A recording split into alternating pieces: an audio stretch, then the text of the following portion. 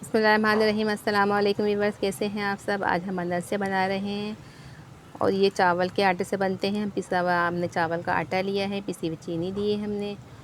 1 cup हम चावल के पिसे हुए आटे से 1 कप चावल का आटा लिया है हमने पिसा हुआ, और 1 कप हम 1 3/4 कप हमने चीनी ली है।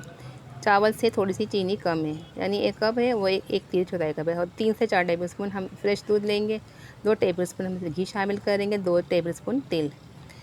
1 कप हमने पिसा हुआ चावल का आटा एक प्लेट में डाल दिया है। 1 3/4 कप चीनी शामिल की है, 2 टेबल स्पून इसके अंदर हमने घी अब तीनों अज्जा को हम अच्छी तरह से मिक्स करेंगे। जब ये तीनों चीज़ें मिक्स हो जाएंगी तो हम इसके अंदर थोड़ा थोड़ा करके दूध शामिल करेंगे। पहले इन तीनों अज्जा को अच्छी तरह से मिक्स कर लेंगे, यकजान कर लेंगे। तो फिर इसके बाद हम इसमें थोड़ा थोड़ा दूध शामिल करते जाएंगे, एक साथ नहीं शामिल करेंगे, थोड़ा थोड़ा करके शामिल करेंगे और अच्छी सी स्मूथ सी डो बना लेंगे। जितना हमें रिक्वायर्ड होगा हम उतना थोड़ा सा दूध डालेंगे। 3 से 4 टेबल स्पून हमने इसमें दूध शामिल किया है। और उसके बाद देखेंगे एक अच्छी सी सॉफ्ट डो बन चुकी है। अब हम इसको ढक कर आधे घंटे के लिए बॉल से रख देंगे। आधे घंटे के बाद हम इसके अंदर से बनाएंगे। आधा घंटा हो चुका है, ये देखें और सॉफ्ट और नरम हो चुकी है। अब हम इसके छोटे छोटे से बॉल कट्स कर लेते हैं। एक साइज़ के बॉल कट करेंगे और इसको एक जैसी शेप देंगे। हम ओवल शेप में बनाएंगे। और हम एक बॉल उठाएंगे और इसको गोल शेप देंगे पहले, फिर हम लंबाई में इसकी ओवल शेप में बनाएंगे। और उसमें एक भी दरार नहीं होनी चाहिए, बिल्कुल से एक जैसा होना चाहिए। देखें अगर दरार होगी तो ये फ्राई करते हुए टूट जाएंगे। ये देखें बिल्कुल सही स्मूथ और अच्छी सी हमने इसको ओवल शेप दी है। इसके अंदर बाद हम इसमें तेल कोट कर लेंगे और इसको एक प्लेट में रखते जाएंगे। अब हम दूसरा बॉल बनाते हैं। पहले हमने उसको ओवल गोल बनाया है, फिर हमने ओवल की शेप दी है और उसको तिल में कोट कर लिया। सारे बॉल्स को हम इसी तरह से लंबाई में ओवल शेप देंगे और इसको तिल में कोट करके हम प्लेट में रखते जाएंगे। सारे हमने अंदर से तैयार कर लिए हैं और सबको हमने एक साइज़ के बनाए हैं और एक ही शेप दी है, ओवल शेप दी है। सबको हमने एक से तैयार किया। अब हम इसको गर्म घी में फ्राई करेंगे।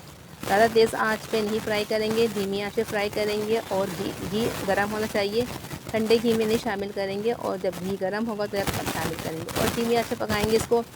जब एक साइड से गोल्डन कलर अच्छा सा आ जाएगा तो फिर हम इसको स्पून की मदद से साइड चेंज कर देंगे। इसमें चम्मच ज़्यादा नहीं चलाएंगे, इसको धीमी आंच पे पकने देंगे वरना ये टूट जाएंगे। एक साइड से गोल्डन हो चुका है तो हम इसकी साइड चेंज कर दी है। अब दूसरी तरफ से ये हल्की आंच पे पक रहे हैं। जब अंदर से अच्छी तरह सीख जाएंगे तो फिर हम इसको चेक करेंगे। अगर दोनों तरफ से एक जैसे हो जाएंगे तो फिर हम इसको निकाल लेंगे।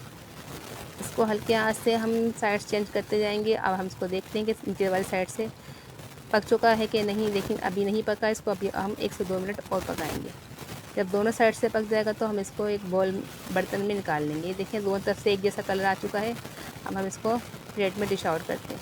सारे अंदर से पक चुके हैं और सारे अंदर से अंदर तक क्रिस्पी और खस्ता हुए हैं और गोल्डन भी हो चुके हैं। अब हम इसको निकाल लेते हैं।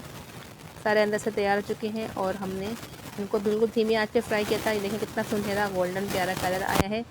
एक बहुत ही क्रिस्पी और खस्ता बने हैं। इसको ज़रूर ट्राई करिएगा। आपको अगर आज की हमारी रेसिपी पसंद आई हो तो आप हमारे चैनल को ज़रूर सब्सक्राइब करें, लाइक करें एंड शेयर करें, कमेंट्स करें, दोस्तों में शेयर करें। इस रेसिपी को ज़रूर ट्राई करिए। ये बहुत ही खस्ता और क्रिस्पी बने हैं। हम आपको इसको कट करके दिखाते हैं कि अंदर तक ये कैसे खस्ता और क्रिस्पी बने हैं।